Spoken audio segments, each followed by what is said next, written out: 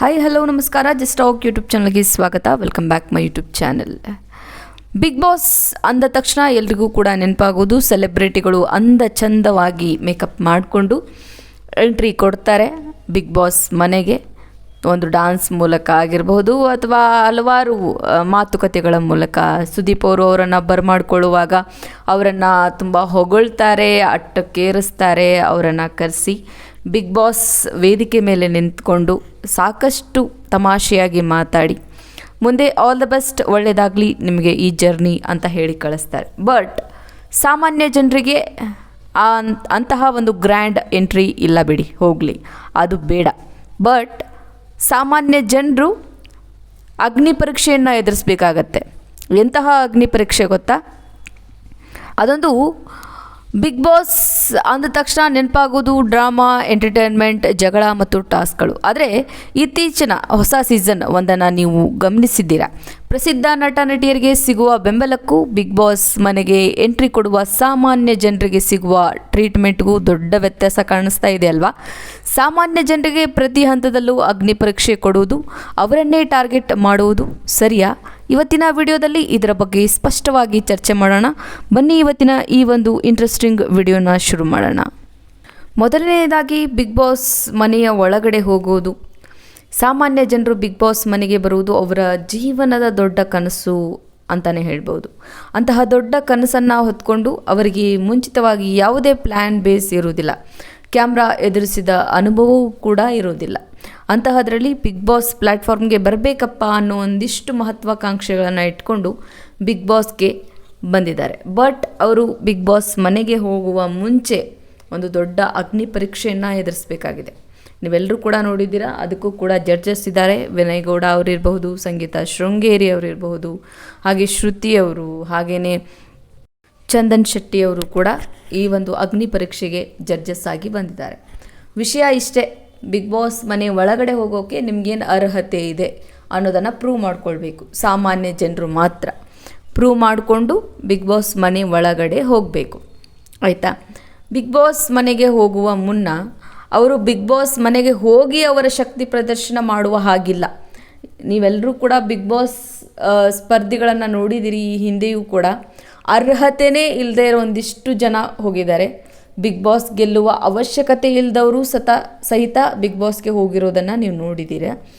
Big ಬಾಸ್ಗೆ ಹೋಗಬೇಕು, ನಾ ಏನಾದರೂ ಪ್ರೂವ್ ಮಾಡಬೇಕು ಅಂತ ಹೋಗಿದ್ದಾರೆ ಹೊರತು ಮುಂಚೆನೇ ಪ್ರೂವ್ ಮಾಡಿ ಬಿಗ್ ಬಾಸ್ಗೆ ಯಾರೂ ಕೂಡ ಹೋಗಿಲ್ಲ.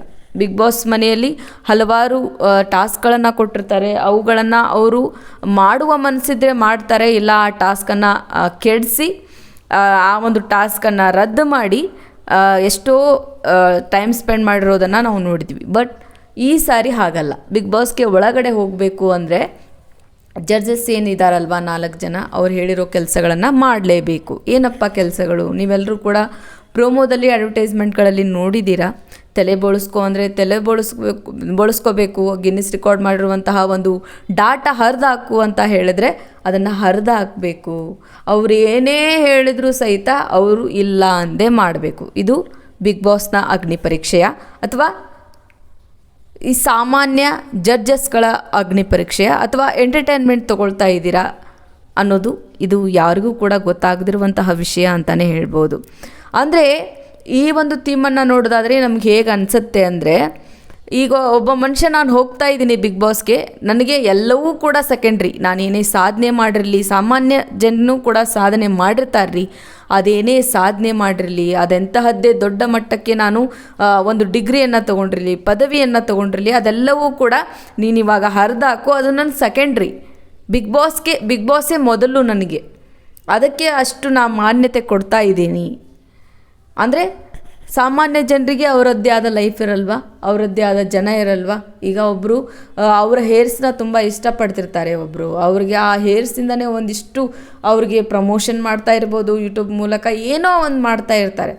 ಕೂದಲು ನಿಂಗೆ ಇಂಪಾರ್ಟೆಂಟಾ ಅಥವಾ ಬಿಗ್ ಬಾಸ್ ಇಂಪಾರ್ಟೆಂಟಾ ಅಂತ ಕೇಳ್ತಾರೆ. ಏನೋ ಒಂದು ಗಿನ್ನಿಸ್ ರೆಕಾರ್ಡ್ ಮಾಡ್ಕೊಂಬಂದಂತಹ ಒಂದು ಪತ್ರವನ್ನು ಇಟ್ಕೊಂಬಂದಿರ್ತಾನೆ ಒಬ್ಬ, ಅವನಿಗೂ ಕೂಡ ಅದು ಮುಖ್ಯ ಅಲ್ಲ, ಬಿಗ್ ಬಾಸ್ ಮುಖ್ಯನಾ ಅನ್ನೋ ಒಂದಿಷ್ಟು ಪ್ರಶ್ನೆಗಳನ್ನು ಕೇಳ್ತಾ ಹೋಗ್ತಾ ಇದ್ದೀರಲ್ಲ. ಬಿಗ್ ಬಾಸ್ ಸಾಮಾನ್ಯ ಜನರಿಗೆ ಒಂದು ಎಂಟರ್ಟೈನ್ಮೆಂಟ್ ಶೋ. ಅದನ್ನು ನಾವು ನೋಡಿ ಗೆಲ್ಲಿಸ್ತೀವಿ ಹೊರತು ಸಾಮಾನ್ಯ ಜನರಿಗೆ ಬಿಗ್ ಬಾಸೇ ಎಲ್ಲ ಅಲ್ಲ ಸ್ವಾಮಿ. ಅಂತಹ ಒಂದಿಷ್ಟು ಕಾನ್ಸೆಪ್ಟನ್ನ ಇಟ್ಕೊಂಡು ನೀವೇನಾದರೂ ಅಂತಹ ಜಲಕನ್ನು ತೋರಿಸ್ಲಿಕ್ಕೆ ಈ ಒಂದಿಷ್ಟು ಪ್ರೋಮೋಗಳನ್ನು ಅಥವಾ ಅಗ್ನಿ ಪರೀಕ್ಷೆಯನ್ನು ಒಂದು ಥೀಮನ್ನು ಮಾಡ್ಕೊಂಡಿದ್ದೀರಾ ಗೊತ್ತಾಗ್ತಾ ಇಲ್ಲ ನಮಗೆ.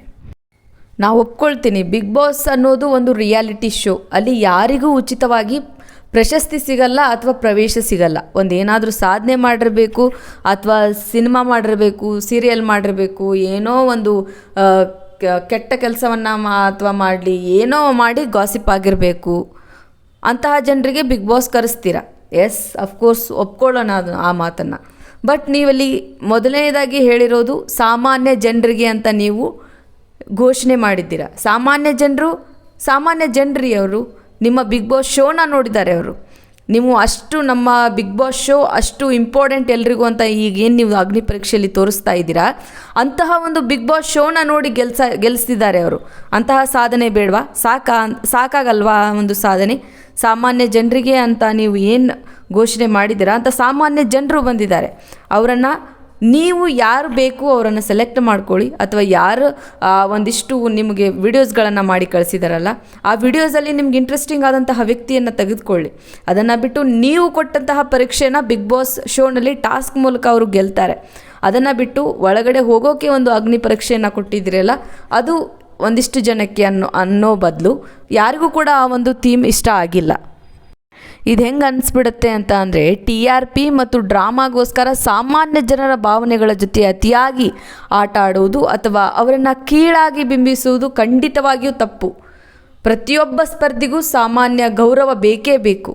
ಆ ಒಂದಿಷ್ಟು ನಿಮ್ಮ ಅಗ್ನಿ ಪರೀಕ್ಷೆಯಲ್ಲಿ ನೋಡೋದಾದರೆ ಸಾಮಾನ್ಯ ಜನರು ಏನು ಸಾಧನೆ ಮಾಡಿಲ್ಲ ಅಂತ ನೀವು ಬಿಂಬಿಸೋದು ಬೇಕಾಗಿಲ್ಲ, ಅಥವಾ ಸಾಮಾನ್ಯ ಜನರಿಗೆ ಬಿಗ್ ಬಾಸೇ ಎಲ್ಲ ಅನ್ನೋದು ನೀವು ಬಿಂಬಿಸೋದು ಬೇಕಾಗಿಲ್ಲ.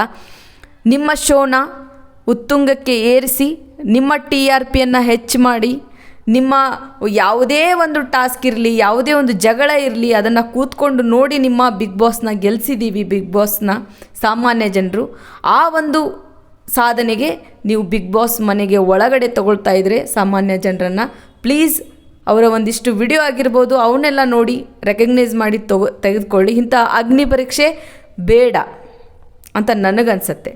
ಇನ್ನು ವೀಕ್ಷಕರೇ, ನಿಮ್ಮ ಪ್ರಕಾರ ಬಿಗ್ ಬಾಸ್ನಲ್ಲಿ ಸಾಮಾನ್ಯ ಜನರಿಗೆ ನಡೆಯುತ್ತಿರುವ ಈ ಸವಾಲುಗಳು ಅಗ್ನಿ ಪರೀಕ್ಷೆ ನ್ಯಾಯಯುತವಾಗಿದೆಯಾ, ಅಥವಾ ಸಾಮಾನ್ಯರಿಗೆ ಇನ್ನೂ ಉತ್ತಮ ಬೆಂಬಲ ಹಾಗೂ ಸಮಾನ ಅವಕಾಶ ಸಿಗಬೇಕಾ? ನಿಮ್ಮ ಅನಿಸಿಕೆಯನ್ನು ಕೆಳಗಡೆ ಕಮೆಂಟ್ ಮಾಡಿ ತಿಳಿಸಿ. ಈ ವಿಡಿಯೋ ಇಷ್ಟ ಆದರೆ ಲೈಕ್ ಮಾಡಿ, ಶೇರ್ ಮಾಡಿ, ಕಮೆಂಟ್ ಮಾಡಿ. Thank you.